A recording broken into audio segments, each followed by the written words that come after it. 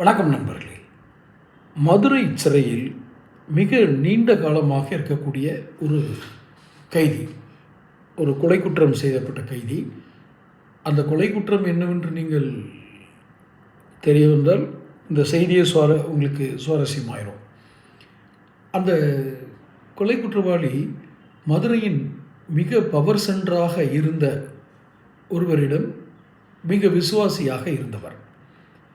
யார் பெரிய விசுவாசி, யாருடைய விசுவாசம் அதிக பலம் வாய்ந்தது அப்படின்னு அந்த பவர் சென்டரில் இருந்த 2 பேருக்கு இடையில், இப்போ கைதியாக இருக்கவருக்கும் இன்னொருக்கும் இடையில் ஒரு பெரிய போட்டி நிலவியது.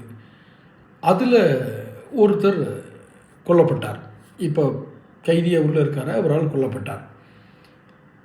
இவர் நீண்ட காலமாக தோராயமாக ஒரு 10 வருஷத்துக்கு மேலே இருக்கும் அங்கேயே சிறையிலேயே இருக்கிறார்.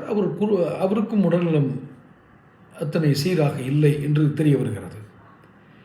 குடும்பமும் கொஞ்சம் கொஞ்சமாக வருமானம் இழந்து ஒரு நலிந்த நிலை.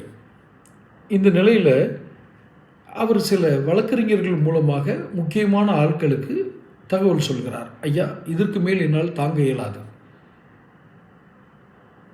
என்னை எப்படியாவது காப்பாற்றுங்கள், மீதி இருக்க காலங்களையாவது நான் குடும்பத்தோடு கழிச்சுக்கிறேன் அப்படின்னு. அவர்கள் கண்டு கொண்டதாக தெரியவில்லை. அவர்களிடமும் ஒரு பெரிய அந்த மாதிரி கண்டு கொண்டதுன்னா அவங்களுக்கு ஒன்றும் பெரிய சோர்ஸ் இல்லை.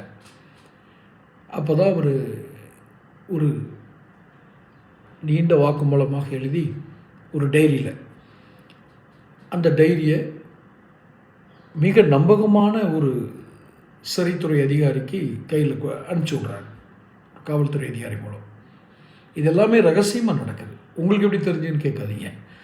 சோர்சஸ் சொல்கிற ஒரு நாம் கேள்விப்படுற தகவல்னு வச்சுக்கங்களேன், ஒரு செய்தியாளராக கேள்விப்படுற தகவல். அந்த டைரி இப்போது போலீஸ் அதிகாரிகிட்டேருந்து சிறைத்துறை அதிகாரிக்கு போய் சிறைத்துறையிலிருந்து மேலிடத்துக்கு போயிடுச்சு, தமிழகத்தின் மேலிடம். அந்த டைரியை பார்த்து அவங்க அலறி அடிச்சிட்டு இருக்காங்க. இதில் இருக்கும் ஒரு தகவல் கூட வெளியே வந்து விடக்கூடாது, அதுவும் தேர்தல் சமயம், இது பெரிய தர்ம சங்கடங்கள் உண்டு பண்ணிடும். அது மட்டும் இல்லாமல் அந்த டைரியில் இருக்கிற சில விஷயங்கள் இப்போது நடைமுறையில் இருக்கிற சில குற்றச்சாட்டுகளுக்கு ஆதாரமாயிரும். நல்லா கவனிச்சுக்கங்க. இப்போ நடைமுறையில் யார் யார் மேலெல்லாம் என்னென்ன குற்றச்சாட்டுகளோடு நீதிமன்றத்துக்கு போகிறாங்களோ அதுக்கு இது மூல ஆதாரமாயிரும். இப்போ அந்த கைதியோட டைரியில் இருக்கிறது. அதனால் எப்படியாவது இது வேறு ஏதாவது நகல் எடுத்துருக்கீங்களான்னு கேட்டுட்டு அந்த டைரியை மறைக்க பார்க்குறாங்க. ஆனாலும் அந்த போலீஸ் அதிகாரி அதற்கு தயாராக இல்லை. தொடர்ந்து பேசுவோம்.